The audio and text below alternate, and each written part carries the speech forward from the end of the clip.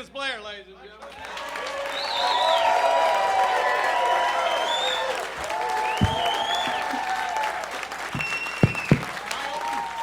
No. No, he said, is my fly open? No, they wouldn't be that impressed. Look at this.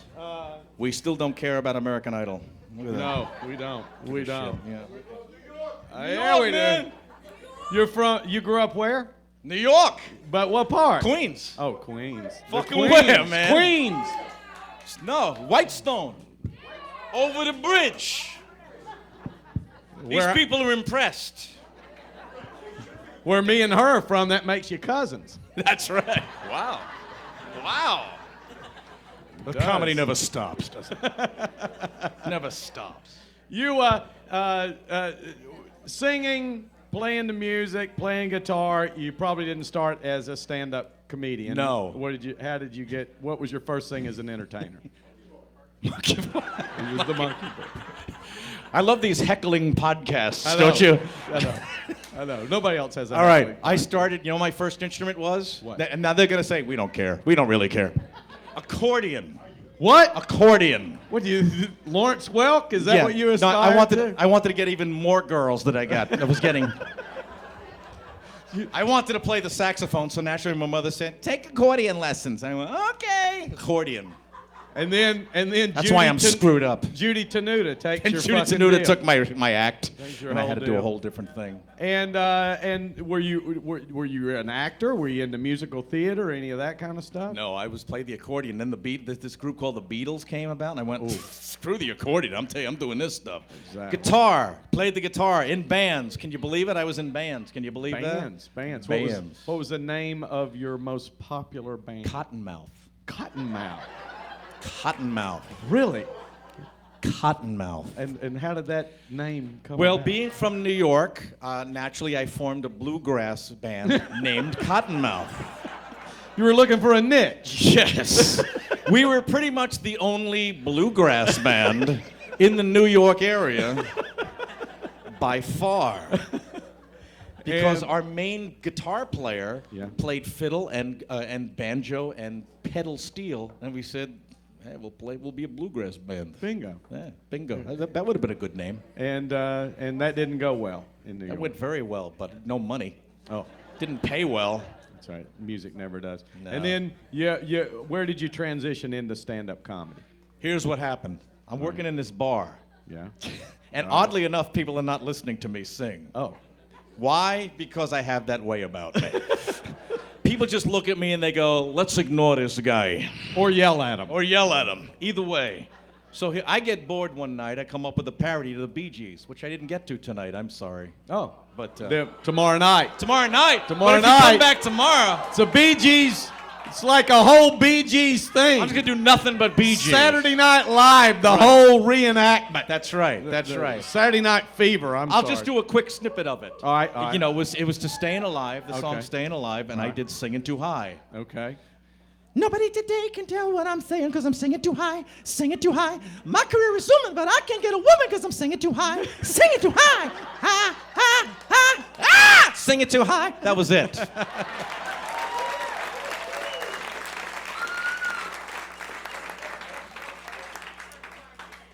Thank you. And then people said, hey, those aren't the words. You messed up the words. And a few of them laughed, and I went, hey, this is good. So I started doing a bunch of that, and then I auditioned at Dangerfields in New York. And then they hired me on the spot to open for people. And is that where you met Rodney? That's where I met Rodney. Rodney came in one night, and I was on stage, and he said, they obviously like what you do. What do you do? I said, I do song parodies. What are those? And then he watched the show, and that was it. I opened for him. Then he took me on the road. He took me on the road. Wow. It's a miracle. It was a magical. And you were how long had you been doing stand-up at that point? 3 months. 3 months. 3 months. Holy shit. I could not have thought of this in my wildest dreams. I was coming from like people like burping at bars, not listening to me singing, to all of a sudden I'm at Carnegie Hall with Rodney Dangerfield. Who knew? Who knew? I tell you. And you co-wrote, or what was it? So Rodney Money? does Caddyshack, becomes the Caddyshack. biggest star in comedy. Right. And he comes up to me and he goes, "Hey, they want to do a movie starring me. See if you can come up with an idea." So I go running home. 3 minutes later, I come back to the club. "I got an idea, Rodney!" I said, "Yeah, I like it, okay." So it's the idea. It's about a guy he has to stop smoking, drinking, and gambling for 1 year so he gets $10 million from his grandmother. Right. He likes that. Easy money, that's correct. Easy money. They give 2 writers do it. He comes back, he says, "I want you to read this script. Tell me what you think." "It's okay." I said, "It's okay, Rodney. It's a piece of shit, right?" "No, I didn't say that, Rodney. I said, it's okay." "That's what I thought. It's a piece of shit." He goes and tells the writers, "Dennis agrees with me. Your script is a piece of shit." I was immediately endeared to the writers of Easy Money. Yeah. But he brought me in, and I told him eventually I didn't think your script was a piece of shit. But that's how that happened. So we wrote Easy Money together. I'll tell you, I can die happy. Yes. And now I can't stop doing Rodney. You can't start doing it. No. And then you went from Rodney to George Carlin. Went from Rodney to Joan Rivers. To Joan Rivers. For 2 years. Now, tell us something. I'm sure. Tell us something about Joan that we wouldn't think would be a Joan story. Her penis is smaller than you would think. I would think that, though. I can't believe I said that. I would think that. How small was it? No, that's Rodney. Okay, what you wouldn't know, Joan was a den mother. I mean, in a good way. Like, we'd work in Tahoe, Lake Tahoe, for like a week, and like 10 o'clock in the morning, you get a call. "Hello? Dennis, it's Joan. We're all going on the boat." She would like commandeer the Lake Tahoe yacht and make us all go on it and water ski at 10 in the morning. And you couldn't say no. "Come on, we're all going, me and Gary Shandling and Melissa." "But I'm tired." "I don't care. Get up now." Den mother. You'd have to go on ski trips with her and stuff like that. But she's the one that got me on The Tonight Show, God bless her. Oh. Yes, she fought for me. She got me on The Tonight Show. So I got that. Now, when you went on The Tonight Show, was Joan hosting that Guest night? host. Yes, Was yes. the guest And then host? the second spot I did with her, and I was just about to do it with Johnny, and then Joan gets herself fired because she gets her own show. So I didn't get to do it with Johnny. But I have no bitter feelings. Fuck.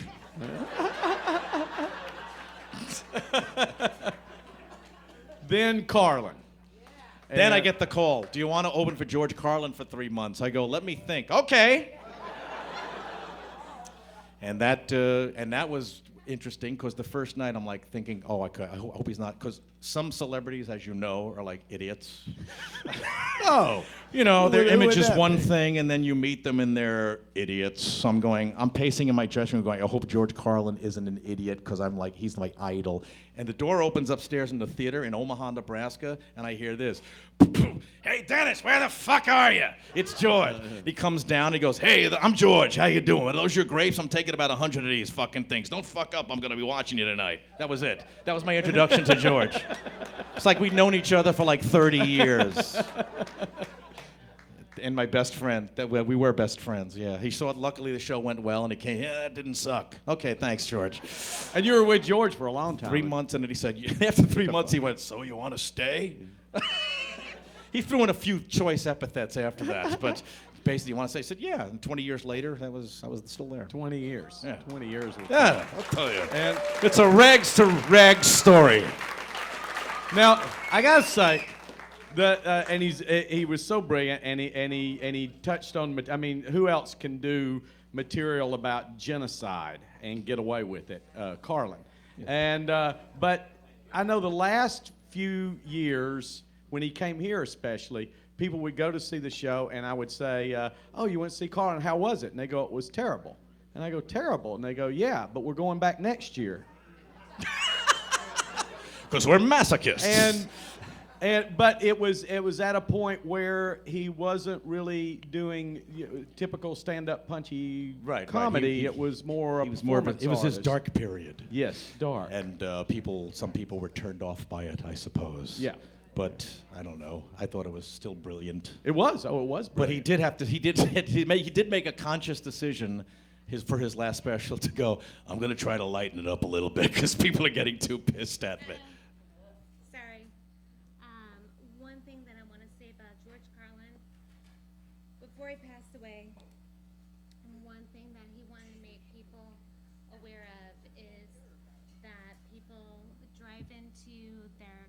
garages without saying hello to the next door neighbors. One of the things that I was just going to tell that story. it's important. We don't know. We don't know, but we're interested. We have many surprise guests here at McCurdy's. I'm definitely a surprise guest. I just popped up here. Oh, okay. Thanks for I telling us. apologize. That's okay. Thank you. Thank you very much. Thank you very much. Okay. That was interesting. That was. So, if I got that, yeah, don't let her fall. I can't afford it. So it's open audience night too, as So opposed it to. is apparently. Okay. So if I got that correct, before George Carlin died, he wanted to make sure people didn't drive through their garages. Well, I think everyone knows that story. George was very. Those Was were it- his last words, as a Well, matter it of fact. wasn't, and the thing about it is, that would be ridiculous. Except in Sarasota, it happens weekly. It's a weekly. She knows that. It happens think so. weekly. And George made a point when he was here to stop this garage. George. This garage plastering. What do you want to leave us with? What is your legacy? For God's sake, don't drive through your garage door. And if you do, make sure you go and talk to the neighbors. That's exactly right. Sure. Don't rudely go through a garage. Which is how he came up with the title for his last album, Don't Go Through the Garage Until You Talk to the Neighbors. Exactly. Lastly, for me, and then we'll open up some questions from you guys in the audience for just a minute.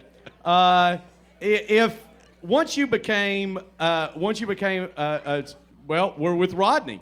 You're with Rodney. You're at a point within a year there. You're making your total living as a comedian. From that point to now, if you knew then what you know now, would you do anything different? Would you make any changes in your career? I would have gotten a much bigger accordion. You're exactly right. That's it. And then it would have worked out. And then I would have been Judy Tenuta. Right there, I have her accordion on There the you wall. go. There you go. I have Judy's accordion right That's there. right, my yes, friend. Yes, we do. Yes, we do. That's right. I'm not playing any accordion now. I have this stupid guitar now that I put on and make life You can bring the miserable house for lights up a everybody. little bit. We'll take a few minutes if anybody wants to ask Dennis a question. If there's anything else. There's probably, yeah, bring the house lights up. Oh, perfect. No, there we go. Anything, or we'll wrap it up? Is there? Yes? No? Nothing? Yes, sir. What's his last name? Blair. Why wouldn't he ask me that? Wow. Suddenly I'm like Pop in the garage. What's his last name? I got a question. Who is that guy? Who the hell is that guy? When is the show gonna start? Why would you? What? What was that? He had to be Italian. He thinks he's I had to be Italian? to play the accordion. Oh, to play the accordion. Okay. You're not Italian, though. I'm are you? actually half Italian. He's you half are? right. Oh, well, there you go. Yeah, right there. And he's from Chicago and he's French, so he Yes. didn't know. What was that what again? clubs did I work in New York? What clubs did you Started work in Dangerfields. That was my main one. Catch a Rising Star every once in a while. Improv. Those are the three. Comic strip. Comic strip. Comic Yep. strip. Those are the four. No, I did Governors too. Yeah, Long Island. Oh, yeah, that's yeah, right. That's absolutely, right. yeah. I think that's where Brian Regan North started, Shore. right? Is that where Brian Regan? East Side Comedy East Club. Side Comedy. Richie Minervini. Richie Minervini, who's now the wealthiest man on earth because Yes. he manages. What's what? Which comedian that made it to the big time most surprised you? That he made it to the big time? Yeah, which one? Was there somebody, and I've got one in mind, was there somebody that you really were surprised became a major star? Steve. See, again, they're answering for me over there. Wow. Apparently, I'm channeling Stephen Wright to the people. Apparently. Is that it, Stephen Wright? No, but I'll tell you, you want to hear a funny Rodney, I can't believe this guy made it story? Yes. So Rodney goes to see Eddie Murphy at a club before he's a big star, and he's being really filthy, but he's really funny. And Rodney goes, "Oh, you're filthy. You're never gonna make it. We're gonna make you. You're filthy. Where you going with that?" A year later, he's the biggest star in comedy. He goes they're in a men's room. Eddie's at the urinal down the hall, and Rodney's like 5 urinals away, and he comes in, and they look at each other, and Rodney just goes, "Who the fuck knew?"